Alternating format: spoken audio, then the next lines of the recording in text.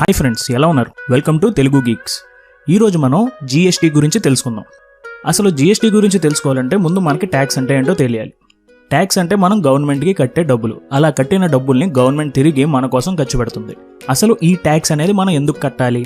ఇప్పుడు మన దేశంలో మనం ఎక్కడికి వెళ్ళాలన్నా మనకి రోడ్స్ కావాలి, మనకి హెల్త్ బాగోకపోతే హాస్పిటల్ కావాలి, మన దేశాన్ని వేరే కంట్రీస్ నుంచి కాపాడుకోవడానికి ఆర్మీ కావాలి, ఏమైనా ప్రమాదం జరిగితే వెంటనే రెస్పాండ్ అయ్యే ఫైర్ ఫైటర్స్ కావాలి, తప్పు జరిగితే పోలీసులు కావాలి, న్యాయం కోసం కోర్టులు కావాలి. ఇలా మనం బ్రతకడానికి చాలా గవర్నమెంట్ సేవలు మనకు కావాలి. ఇవన్నీ గవర్నమెంట్ మెయింటైన్ చేయాలంటే గవర్నమెంట్కి డబ్బులు కావాలి. సో ఆ డబ్బుని మనం ట్యాక్స్ రూపంలో గవర్నమెంట్కి ఇస్తాం. ఆ డబ్బుతో గవర్నమెంట్ రోడ్లు, hospitals, fire station, police station, army, courts ఇవన్నీ మెయింటైన్ చేస్తుంది. అంటే మనం ఇచ్చే డబ్బు ఇండైరెక్ట్గా మన కోసమే అని అర్థం. సరే, ట్యాక్స్ అంటే ఏంటో తెలుసుకున్నాం, ట్యాక్స్ ఎందుకు కట్టాలో కూడా తెలుసుకున్నాం. అసలు ట్యాక్స్ ఎన్ని రకాలు? ట్యాక్స్ 2 రకాలు: డైరెక్ట్ ట్యాక్స్, ఇండైరెక్ట్ ట్యాక్స్.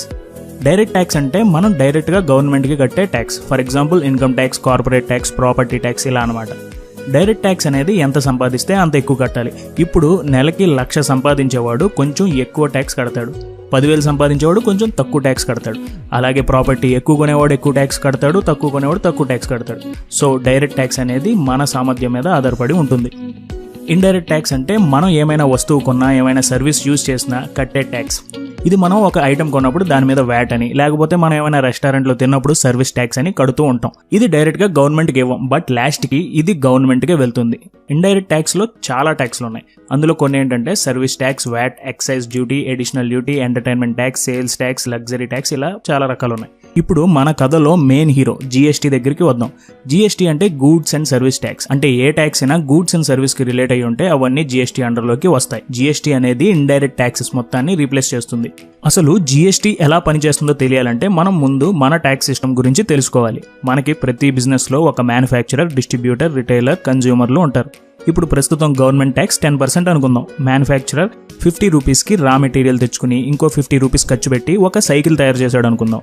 అప్పుడు అది డిస్ట్రిబ్యూటర్కి అమ్మేటప్పుడు 50 + 50 = 100 రేట్కి 10% ట్యాక్స్ కలిపి, అంటే 100లో 10% అంటే 10 రూపీస్, టోటల్ 110 అవుతుంది. ఈ 110కి డిస్ట్రిబ్యూటర్కి అమ్మేస్తాడు.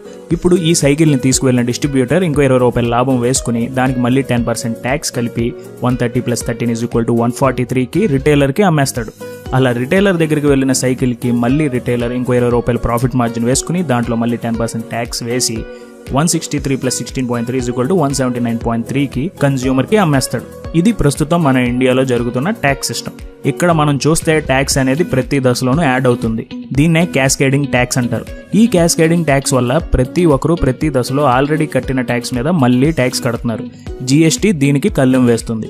ఎలా అంటే ఇప్పుడు ఇదే ఎగ్జాంపుల్ని జీఎస్టీ వచ్చాక చూస్తే సేమ్ అలాగే రా మెటీరియల్ కాస్ట్ 50కి మ్యానుఫ్యాక్చరర్ తెచ్చుకుని మళ్ళీ మ్యానుఫ్యాక్చరింగ్ కాస్ట్ వేసుకుని, అంటే 50 అనుకుందాం, టోటల్ 100 అవుతుంది.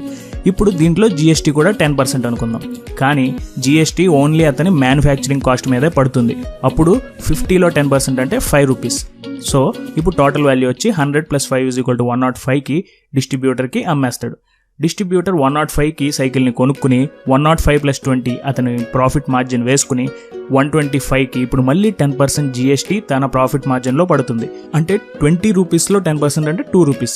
ఈ ట్యాక్స్ అమౌంట్ని టోటల్ వేస్తే 127 అవుతుంది. తర్వాత అది రిటైలర్ కొనుక్కుని 127కి అతను ఇంకో 20 రూపాయల ప్రాఫిట్ మార్జిన్ వేసుకుని మళ్ళీ 10% ట్యాక్స్ కలిపితే 149 అవుతుంది. 149 రూపీస్కి కన్జ్యూమర్కి అమ్మేస్తారు. సో ఇప్పుడున్న ట్యాక్స్ సిస్టంలో మనం కొన్న ఐటమ్ 179.3 పడితే జీఎస్టీ వచ్చాక మనకు పడేది 149. ఇక్కడ జీఎస్టీ లాజిక్ ఏంటంటే ఇప్పుడున్న ట్యాక్స్ సిస్టంలో మనం మ్యానుఫ్యాక్చరర్ ఆల్రెడీ కట్టిన ట్యాక్స్ ని డిస్ట్రిబ్యూటర్ కడుతున్నాడు, డిస్ట్రిబ్యూటర్ ఆల్రెడీ కట్టిన ట్యాక్స్ ని రిటైలర్ కడుతున్నాడు, రిటైలర్ ఆల్రెడీ కట్టిన ట్యాక్స్ ని మళ్ళీ కన్జ్యూమర్ కడుతున్నాడు. అలా కాకుండా జీఎస్టీ వస్తే ఆ ట్యాక్స్ అనేది ఎవరికి వారు వేసుకునే ప్రాఫిట్ మార్జిన్ కి ట్యాక్స్ కడితే సరిపోతుంది. ఇక్కడ జీఎస్టీలో 3 రకాలు ఉన్నాయి. ఒకటి సిజిఎస్టీ, ఇంకోటి ఎస్జిఎస్టీ అండ్ ఇంకోటి ఐజిఎస్టీ. సిజిఎస్టీ అనేది మనం డైరెక్ట్గా సెంట్రల్ గవర్నమెంట్కి కట్టే ట్యాక్స్. ఎస్జిఎస్టీ అంటే మనం స్టేట్ గవర్నమెంట్కి కట్టే ట్యాక్స్. ఐజిఎస్టీ అంటే ఇంటిగ్రేటెడ్ జిఎస్టీ. ఒక స్టేట్ నుంచి ఇంకో స్టేట్కి ఏదైనా ప్రొడక్ట్ మూవ్ అయితే దానికి కట్టే ట్యాక్స్. ఈ ట్యాక్స్ని ఈ 2 స్టేట్ల మధ్యనే విభజించుకుంటారు. ఇప్పుడు జీఎస్టీ వల్ల అడ్వాంటేజెస్ ఏంటో చూద్దాం. మెయిన్ అడ్వాంటేజ్ ఏంటంటే దాదాపుగా స్టేట్కి కట్టే ట్యాక్స్లలో 17 ట్యాక్సెస్ని ఈ జీఎస్టీ రీప్లేస్ చేస్తుంది. దానివల్ల మనం ఎప్పుడు బిల్లులు కట్టేటప్పుడు ఏ ట్యాక్స్లు వేశారని చూడాల్సిన అవసరం లేదు. జీఎస్టీ ఎంత ఉందో తెలుసుకుంటే సరిపోతుంది. మొన్నటిదాకా ట్యాక్స్ ఎక్కువ కాబట్టి తక్కువ మంది పే చేసేవారు. ఇప్పుడు ట్యాక్స్ చాలా తక్కువ కాబట్టి ఎక్కువ మంది ట్యాక్స్ కడతారు. సో దీనివల్ల బ్లాక్ మనీ తగ్గే ఛాన్సెస్ ఉన్నాయి. మన రెవెన్యూ కూడా పెరుగుతుంది. ఇండియా మొత్తం కామన్ మార్కెట్ అవుతుంది. లాజిస్టిక్ రేట్స్ పడిపోతాయి. మన కంట్రీలో బిజినెస్ చేయడానికి వేరే కంట్రీస్ నుంచి వ్యాపారస్తులు వస్తారు. దీనితో మన జీడిపి కూడా గ్రోత్ ఉంటుంది. అండ్ ఇంకొకటి ఏంటంటే alcohol, petroleum products and electricity మీద జీఎస్టీ ఉండదు. అండ్ ఆల్రెడీ గవర్నమెంట్ కొన్ని లిస్ట్ దింపింది. దాంట్లో ఏ ప్రోడక్ట్ పైన ఎంత జీఎస్టీ అనేది వివరంగా ఇచ్చారు. సో చూడాలి ఇది జూలై 1 నుంచి అమలయ్యి ఎన్ని మార్పులు తెస్తుందో. జీఎస్టీ నిజంగా కామన్ మ్యాన్ కి ఉపయోగపడుద్దంటారా లేదా కామెంట్ చేయండి. మీకు ఈ వీడియో నచ్చితే లైక్ బటన్ ని ప్రెస్ చేయండి. జీఎస్టీ గురించి తెలియని వాళ్ళకి వాట్సాప్ అండ్ ఫేస్బుక్ లో ఇది షేర్ చేయండి. ఇలాంటి వీడియోస్ మీరు మిస్ అవ్వకుండా డైలీ చూడాలి అనుకుంటే మా ఛానల్ కి సబ్స్క్రైబ్ చేసుకోండి. Thank you for watching. జై హింద్.